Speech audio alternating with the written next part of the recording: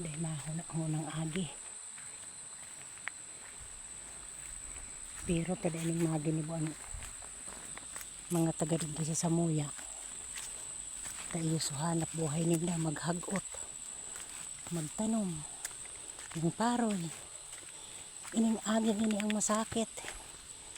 Iman lamang tawan man inihong haloy ng panahon. Iski lamang sarong metrong tinampo. May mahirap man lamang. Mahiling man kan Samuya digdihong kapitan na may ikaambag man lamang digdiho ang mga kuyan kung sa tawong nagtitios dapat hilingon man ang sa indang maray na pupuntahan man kung anong klase kan sa indang agi.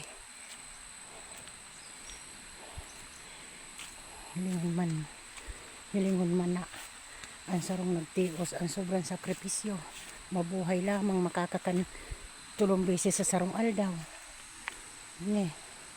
Ang agi papunta sa indang padumanan na pwede mangkot ay nihong masuro simento miski sarong metro pero mayo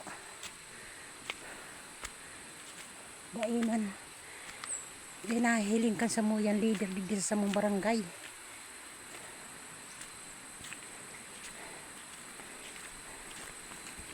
Yan. Harani naman ako sa buhang. Lakaw inihuning mga mga maluway, mga kabangang oras. Mga mabagsit, mga 15 minutos. Yan. Kabisko. Daon ako didi harani naman. Mga 15 minutes pa ini. Yan. Yan agi. Ngayon manindo ini ho. Dahil may maantig ang puso. May mga malumoy na mga puso nindo. Sana kuyan manindo ini. Ma-appreciate ang mga ari kining agi ng mga tios man na pwede masanang matawaning maray na agi. Kung gugustuhon. Yet sa naman ini ho. Kung ipapatrabaho, miski lamang sarong metro kuan man hindi ni maray na agi sa mo yung mga paratanom kung mayo ang paratanom mayo man yung tios man ang kuyan ang pamilya kung dahil na magpunta ng bukid yan yun hindi naman yung ang agi pag sa mo yan